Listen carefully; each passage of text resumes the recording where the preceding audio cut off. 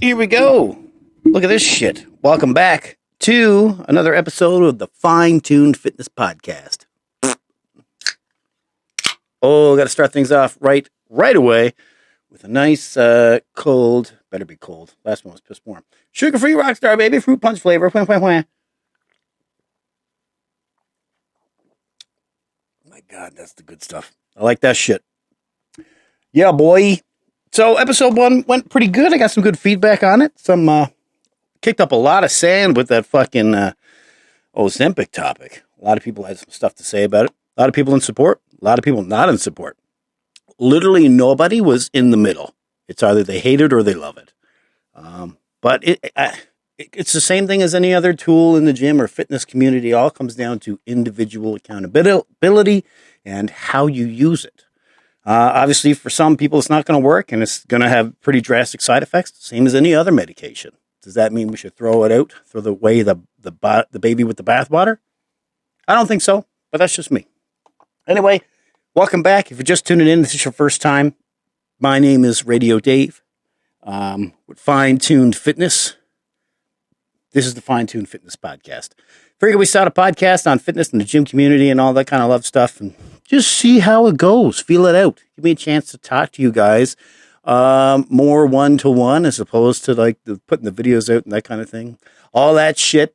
If you are listening on Spotify, remember there is a video component to this on YouTube as well. So if you want to see, because we're going to be watching some videos and going over some stuff, shit like that, stuff you'll actually want to see. So if you want to get the visual component, head on over to YouTube as well. Also, I believe they are going to put the videos on Spotify, so maybe don't fucking move at all, I guess.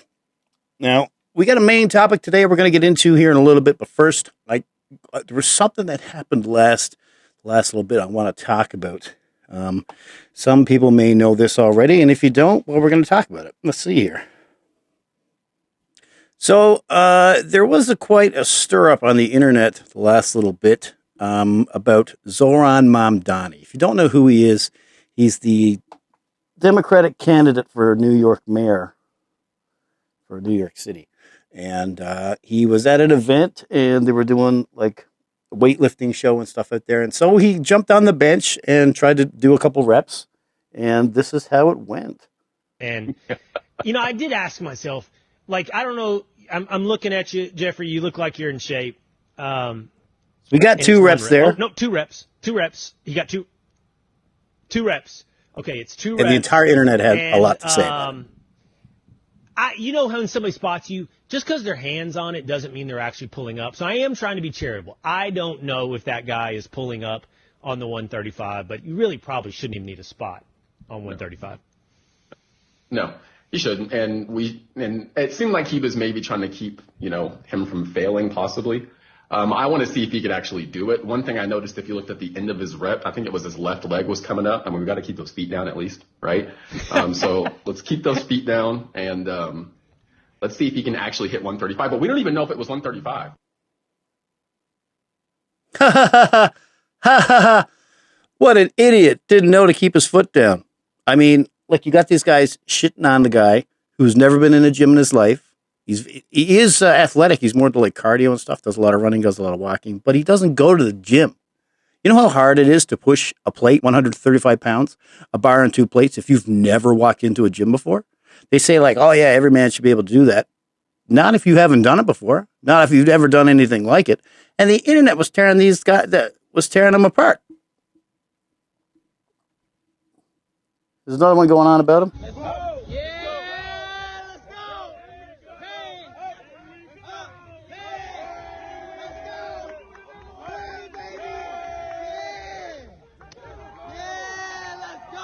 I mean, he's got a spotter, which is what you're supposed to do.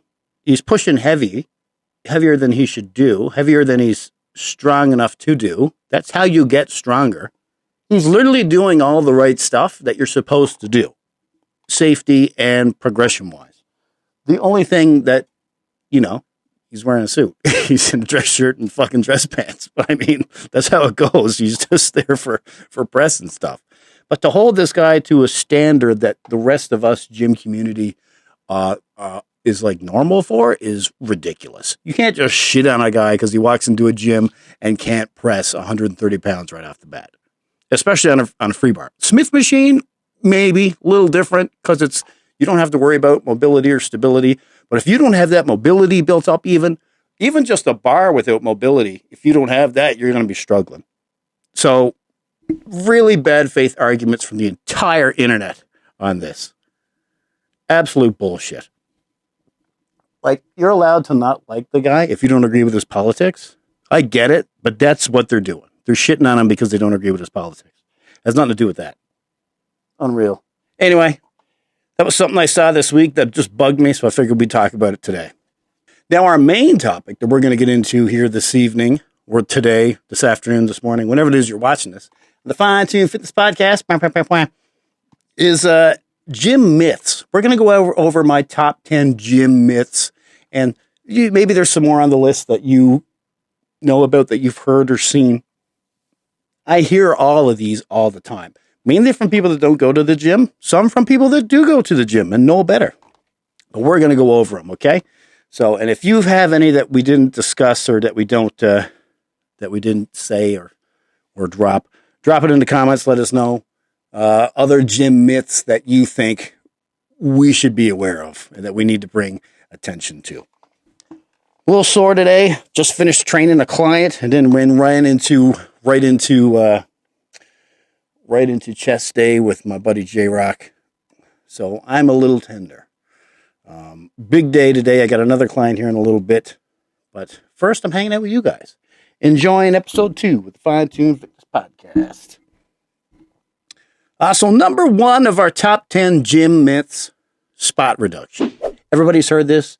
Everybody's thought this. And unfortunately, no, you can't just do crunches to burn belly fat. Spot reduction is not a thing. What is spot reduction? Spot reduction is when people think, hey, if I just do this one exercise over and over, maybe I have a little bit of belly fat, so if I just set my abs up, that'll help burn that belly fat. Hey, I got that little bit of flab hanging on my arm, so if I do some biceps and triceps, that'll burn that flab off. No, that's a myth. It's not how it works, unfortunately. You cannot spot reduct fat. Fat burns overall, your entire body. You can't control it. It has you have no control over it. Your body literally picks where it's going to pull the fat from, and it's everywhere at the same time. Your body loses fat from all over, not just the area you're exercising, and exercise builds muscle, not burning fat from a targeted area. Fat loss is influenced by overall diet and a caloric deficit, with genetics and hormones playing a significant role in determining where fat is stored and lost. So if you want to know where fat's going to store, look at your parents, look at your grandparents. It's probably a good indicator of where you're going to end up storing some fat. To reduce fat, a holistic approach combining strength training, cardio, and nutrition, hitting them from 3 heads, is the most effective. 3 different angles tackling that. So that's number 1 of our top 10 gym myths. Fitness myths. Hit us in the titties. If you've got other ones. All right, number 2, I hear this one all the time, especially as a trainer. Lifting makes women bulky. No, sir. If only it were that easy. I wish just lifting could make you look bulky. Anybody. Well, people are like, I don't want to get bulky. I don't want to get too big. You won't. You won't. It's impossible.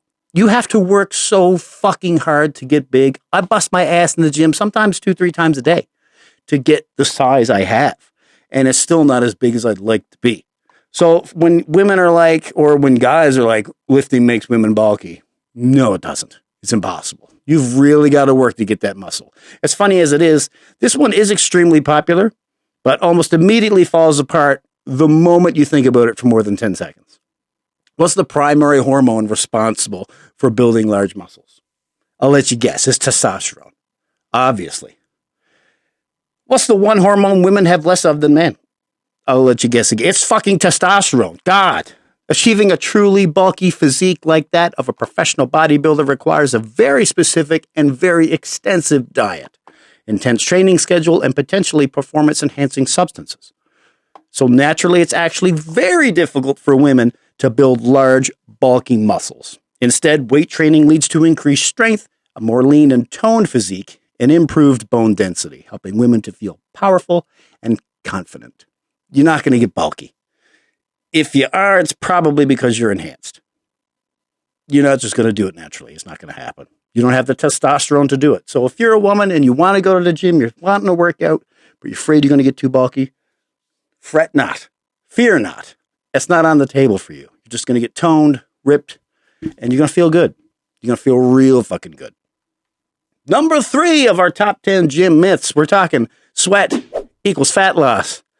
No, it doesn't. It does not. Some people think, and I used to think this too, the more I would sweat, the more fat I would be burning. I mean, obviously, that liquid's got to come from somewhere. I mean, I didn't think the sweat was fat, but energy's happening, and energy change is happening. Thermodynamics is happening. But no, that's just your body's air conditioning system. Sweat does not equal fat loss. Sweating is your body's cooling mechanism. And while you may experience a temporary drop in weight from fluid loss, that is not fat loss. To lose fat, you must create a calorie deficit by burning more calories than you consume, primarily through a combination of a healthy diet and regular exercise. Any weight loss from sweating is temporary water weight, and that weight is regained as soon as you rehydrate by drinking fluids. So even if you do lose a little bit of weight from sweating, you're just going to get it back the moment you drink some water. Oh, rockstar. Bah, bah, bah. Number 4 on our list today, carbs make you fat. No, carbs do not make you fat, good sirs and or madams. Carbs fuel training, not your waistline. You can only eat protein and 0 carbs and still get fat if you're eating more calories than your body needs a day.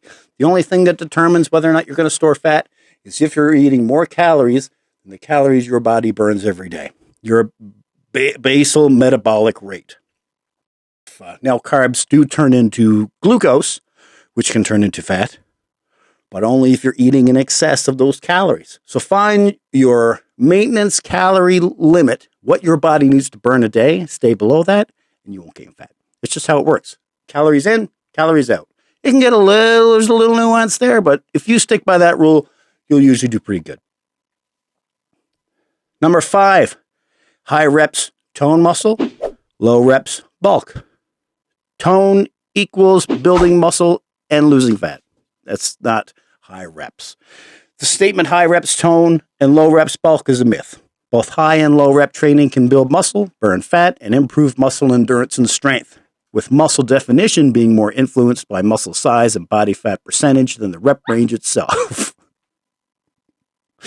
Riley Barkin.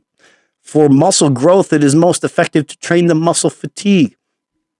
To muscle fatigue, regardless of the rep range. But combining both high rep and low rep training is recommended for overall strength, muscle size, and endurance. What people call toning is actually a combination of having developed muscles, which both high and low reps will achieve, and low body fat, which is influenced by diet, not rep range. So you're not going to get ripped from, you will get ripped, but that's not what's toning you. The toning you, that vascular look, is from diet. As long as you train close to muscle failure, lifting lighter weights with more repetitions increases the muscle's ability to sustain activity for longer periods. High rep training can increase the efficiency of mitochondria, the powerhouses of the cell. Improving fatigue resistance, heavier weights and fewer reps are highly effective for building maximal strength as they recruit more fast-twitch muscle fibers and challenge the central nervous system. For the most comprehensive results, incorporate both high rep and low rep training into your routine. There you go. What is that? Number 7? Number 6? I don't know. I lost count. Next up, though, on our list of top 10 gym myths, eating after 8 p.m. makes you fat. I even thought this one. Everyone thinks this one, I think, at some point in their life. But it's not true. It's not true. I learned it when I started getting certified. That's not a true statement. It is a myth. Your body doesn't know whether it's 8 a.m. or 8 p.m. And in fact, it actually burns most of its calories while you sleep. So if anything, it would be the opposite. And you would burn more of those calories as you sleep. I actually tell my clients when they're bulking or trying to get their protein in or after a heavy workout, eat a substantial amount of protein, even just a protein shake 30 minutes before bed. So you're getting absolute protein synthesis while you sleep, getting all that muscle recovery back. Like I said before, the only thing that makes you fat and creates fat is eating in a calorie surplus when your maintenance should be down here. It doesn't matter what time of the day you eat those calories, as long as those calories get ate where they need to be. Number 7, I think, you need to confuse your muscles every now and again. No, that's a myth, good sir. Muscles don't get confused. You do. The statement is false, but the concept is not that your muscles get confused. It's that, or need to be confused in order to gain progress, is that your muscles adapt really well. They're really fucking good at adapting. That's what your body's main job is, to adapt to its surroundings.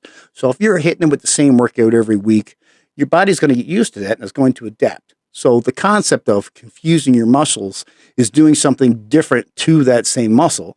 And it's not that it confuses it, it's that it's not adapted to this new workout as opposed to what you've already been doing. So it's not confusion. They've got it backwards. The end result is the same, but it's not because your muscles get confused. It's because they're really good at adapting and you're throwing something new at it, and now it has to adapt to that. You can turn fat into muscle. False. That is also a major gym myth. It's fiction, pure fiction. They're completely different tissues.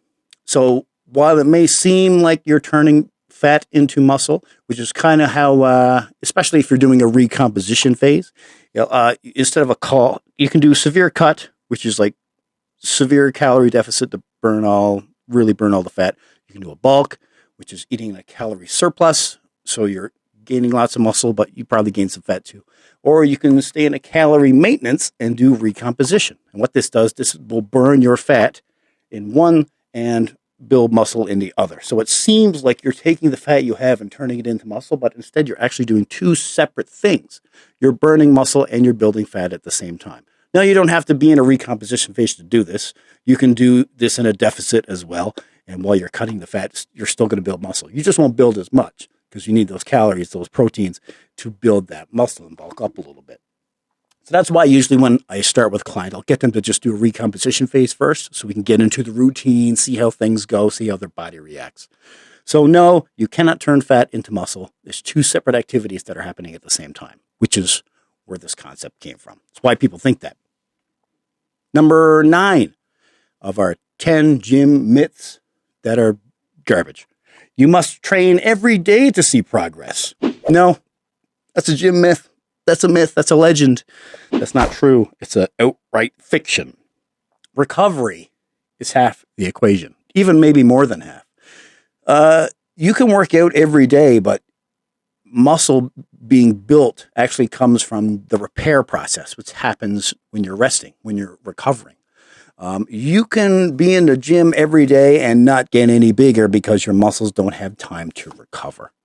So you beat the shit out of yourself for 3 days, then you take a day of rest, your muscles recover, they repair, they get bigger to adapt, like we talked about before, to tackle the same task later, better, quicker, more efficiently. So that's what causes the muscle growth. That 4th day, that muscle recovery day, that rest day.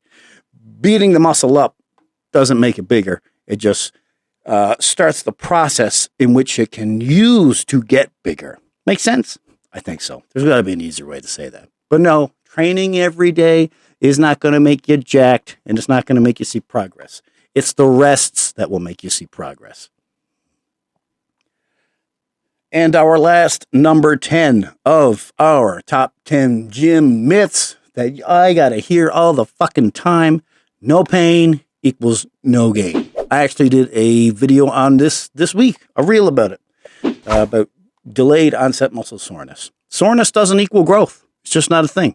While muscle soreness can indicate that you've challenged your body in a new or intense way, it is not a reliable marker of progress on its own. Soreness typically occurs when you introduce unfamiliar movements, increase intensity, focus on eccentric strength, or return to training after a break. As your body adapts, you may feel less sore despite continuing to improve in strength, endurance, or muscle growth. Real progress is better measured by consistent performance gains, improved technique, or physical changes over time as a result of progressively overloading the muscles, not just how sore you feel after a workout. When you feel sore, that 12 to 72 hour range of when that muscle soreness comes in, you feel like you kicked the shit out of yourself, like you really did a good workout. And you probably did. But it's not a result of that. It doesn't mean that you did good work or you're going to get good gains, which is the implied contract that you have. You work out, you get sore, you're going to get good gains. That's the implied contract, but it's not correct.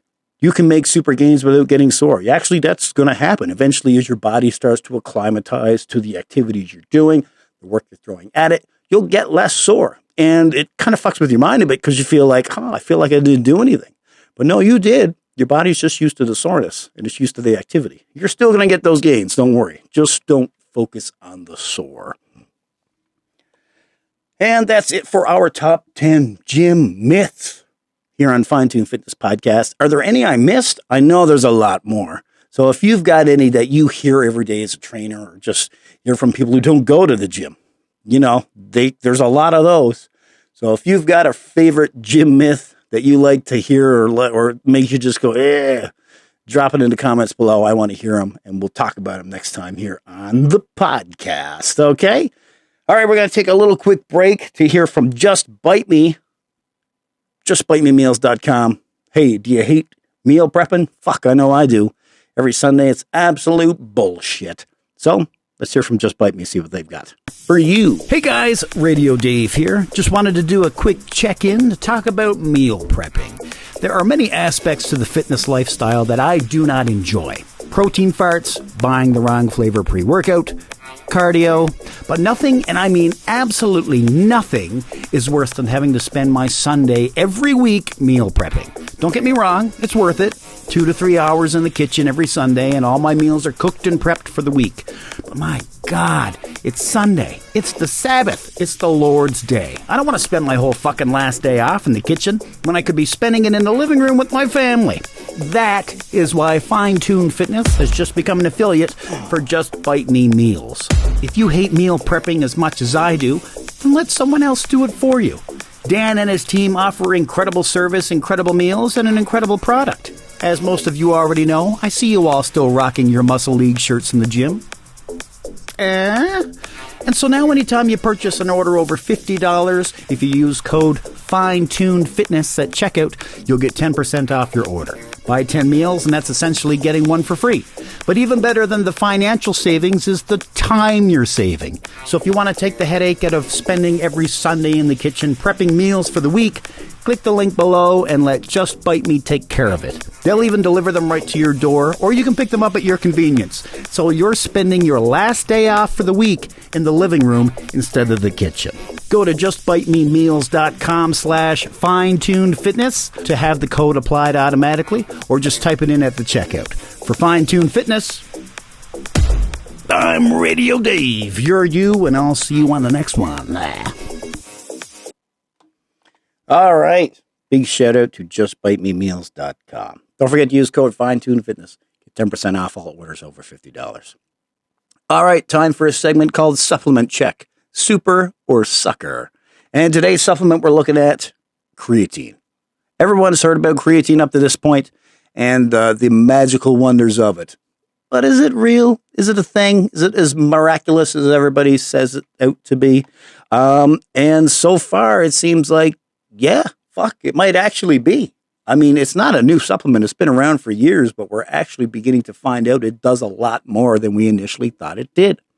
Number one, it helps muscle cells produce more energy. Creatine supplements increase the phosphocreatine stores. That was hard to say. And phosphocreatine aids the formation of adenosine triphosphate, ATP, the key molecule your cells use for energy and all basic life functions, not just for working out, not just for the gym. And ATP is broken down during exercise to produce energy. So creatine supplements increase those stores, allowing you to produce more ATP energy to fuel your muscles during high-intensity exercise. That's pretty good right off the bat. I'll take that. Why not? I'll dump some of that in my veins. And it also supports many other functions in muscles. It can alter numerous cellular pathways that lead to new muscle growth. For example, it boosts the formation of proteins that can increase the size of muscle fibers. It can also raise levels of insulin like growth factor 1GF or IGF-1, a hormone that promotes increases in muscle mass. What's more, creatine supplements can also increase the water content of your muscles. This is known as cell volumization and can quickly increase muscle size. So if you're looking for a quick way to get your muscles looking just a little bit bigger, creatine might be the way to go. The minimum dosage is 5 grams a day. It's just getting used to it. Take it at the same time every day. But now they're saying recommended is 10. 10 minimum. Take 10 grams of creatine a day if you're working out. Even if you're not. The health benefits they seem to be discovering now are even a lot more than they thought. We've got more to go. It improves high-intensity exercise performance, strength, ballistic power, sprint ability, muscle endurance, resistance to fatigue, muscle mass, recovery, brain performance. One review found it improves high-intensity exercise performance by up to 15%, which is insane. That's, let's say if you're doing 15 reps, that's not how the math goes on that. 15%, so if you're doing 10 reps, that's a rep and a half that you'd be more efficient in. Or if you're only going to get 8.5 reps. Taking creatine, you'll get all 10. I think that's how that works. That makes sense in my head. Creatine also speeds up muscle growth. According to a position statement from the International Society of Sports Nutrition, creatine is the world's most effective supplement for adding muscle mass. Holy shit, we're only 4 things in, and there's 10 left. There's 10 total. There's 6 left. Taking it for as few as 5 to 7 days has been shown to significantly increase lean body weight and muscle size. In one study of a 6-week training regimen followed by a 3-week detraining period, participants who used creatine added 4.4 pounds of more muscle mass on average than the control group, who showed no gains at all. What the fuck? Holy shit. This stuff is magic? What's going on here? And it may help with Parkinson's disease. Characterized by reduced levels of dopamine, a key neurotransmitter in your brain, the large reduction in dopamine levels causes brain cell death. Several serious symptoms, including tremors, muscle loss, function, and speech impairments. Creatine has been linked to beneficial effects in mice with Parkinson's, preventing 90% of the typical drop in dopamine levels. However, there is no evidence yet that it has the same effect in humans. But they're trying it out. They're testing it out. So it may help. Number 6, it may fight other neurological diseases as well. In mice with Huntington's disease, creatine restored the brain's phosphocreatine stores to 72% of pre-disease levels, compared with only 26% for control mice. The restoration of phosphocreatine helped maintain daily function and reduced cell death by around 25%. Research in animals suggests that taking creatine supplements may treat other diseases too, including Alzheimer's, stroke, epilepsy, and brain or spinal cord injuries. Creatine has also shown benefits against ALS, a disease that affects the motor neurons that are essential for movement. It improved motor function, reduced muscle loss, and extended survival rates by 17%. Number 7, it may lower blood sugar levels and fight diabetes. A 12-week study examined how creatine affects blood sugar levels after a high-carb meal. People who combined creatine and exercise exhibited better blood sugar control than those who only exercised. Short-term blood sugar response to a meal is an important marker of diabetes risk. The faster your blood clears sugar from the body, the better. This is all coming from healthline.com. Number 8 of 10. We still got more to go, and it's already fucking a miracle supplement here. It can improve brain function. Creatine plays an important role in brain health and function. Research demonstrates that your brain requires a significant amount of ATP when performing difficult tasks. Supplements can increase phosphocreatine stores in your brain to help it produce more ATP, as we discussed already. For older individuals, supplementing with creatine for 2 weeks significantly improved memory and recall ability. Creatine may boost brain function, protect against neurological diseases, and reduce age-related loss of muscle and strength. However, despite such positive findings, more research is needed in young, healthy individuals who eat meat or fish regularly. Number 9, it may reduce fatigue and tiredness. We're still fucking going on this fucking shit. Creatine supplements In a 6-month study in people with traumatic brain injury, those who supplemented with creatine experienced a 50% reduction in dizziness compared with those who did not supplement. Furthermore, only 10% of patients in the supplement group experienced fatigue compared with 80% in the control group. What the fuck? What is in this shit? And it's safe and easy to use. Along with creatine's diverse benefits, it's one of the cheapest and safest supplements available, and you can find a wide selection online, literally all over the world. You can visit supplementworldcanada.com and grab yours today and use promo code RD0Dave and get it on a discount. 10%, I think? It has been researched for more than 200 years and numerous studies support its safety for long-term use. The gym industry has absolutely latched onto this drug for, the big thing was the water. Pulling the water to the cells to make your muscles look bigger. That was pretty huge for the gym. But then they started discovering all this other shit, all the neurological benefits, stuff that help with Parkinson's and Alzheimer's and all this shit. The creatine, even if you don't go to the gym, you should be taking creatine. Every man and woman should be taking 5 grams, 10 grams of creatine a day, every day. It's literally a miracle supplement. So if you haven't done it yet, or you had questions about it and you've heard it before and you wasn't exactly sure what it's about, that right there. And they're still discovering more benefits of taking creatine daily. So that's today's supplement check. Super or sucker? Super. As super as you can get. Creatine is it. All right, one of the classic Radio Dave or fine-tuned function reels that we do online is the Count the Reps. You may have seen it, you may not have seen it, but basically we find somebody who's about to do 10 reps or so many reps of a workout, and we count the reps and see how they do. Is it good form? Is it not good form? So we're going to do a live one here on the podcast today and see how that goes here. All right, for today's Count the Reps, we're going to be looking at this guy. We've actually saw him before, but he's going to try to bench press 2 dryers and a broken dresser, 15 beers deep on a Wednesday. Gone wrong, apparently. I'm not sure how much fun we should be having watching somebody clearly balls deep in alcoholism trying to lift heavy appliances, but fuck it, it's Friday. Let's have a look, I guess. It's a pretty good backflip, I gotta say. Front flip. This is not gonna end well at all.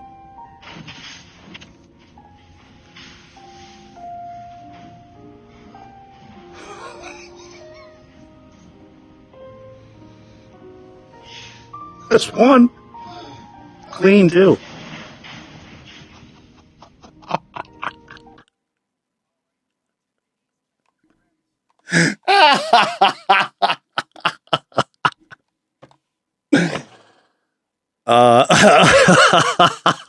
This guy's my fucking favorite.